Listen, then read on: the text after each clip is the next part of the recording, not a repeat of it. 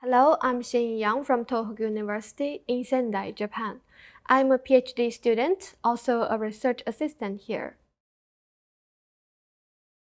Well, I wasn't born yet at that time, so I didn't even know about this day, but I have learned about this day, this historic day in my junior high school, and I think the world may not be the same today if the wall didn't fall. Well, I wanted to own a bakery and make lovely cakes every day.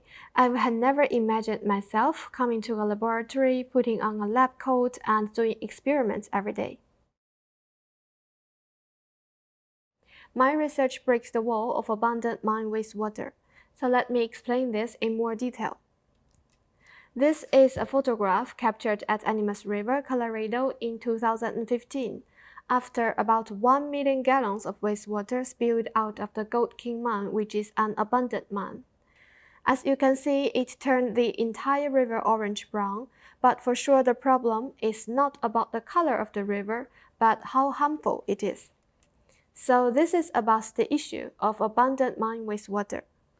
Abundant mine wastewater is always highly acidic and contains toxic heavy metals such as iron, zinc, and copper, and sometimes also arsenic and manganese, which is even more toxic. So there's fish living in the river and people living along the river who have to rely on the water for their daily lives. So I believe you can understand the importance and necessity to treat the water.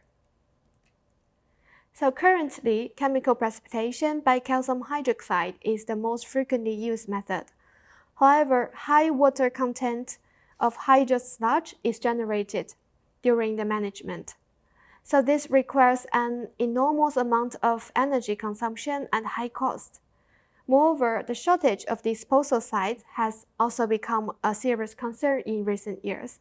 For example, in Japan, there's only 16 years left until all sites are filled. So as a solution to these problems, we propose a new approach using layer double hydroxide, LDH. LDH is capable of removing both metal cations and anions because of its electrical characteristics. Since most abundant mine wastewater contains both metal cations and metal anions, LDH is very suitable to treat the mine wastewater. So as the result, the treatment using LDH was able to reduce the sludge volume considerably. To treat 500 milliliters of mine wastewater, we were able to reduce the sludge from 70 milliliter to 15 milliliter, which was a 78% of reduction.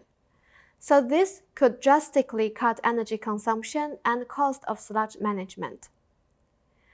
So in this way, our project discovers the very high potential of LDH to break the wall of abundant mine wastewater. We found out that while clearing all the water quality parameters for environment standards, the treatment using LDH was able to reduce the volume of hydrous sludge by 78%. Well, less hydrous sludge generated means that less energy is needed to dewater the sludge. So when we consider this matter on a world scale, this could be a gigantic number. So I believe my research could contribute a lot to the sustainable development of our society. Well, that would be the cost of LDH. Since LDH is not being produced in an industrial scale, the agent cost is considered to be high, though it could reduce the dewater cost and sludge transportation cost.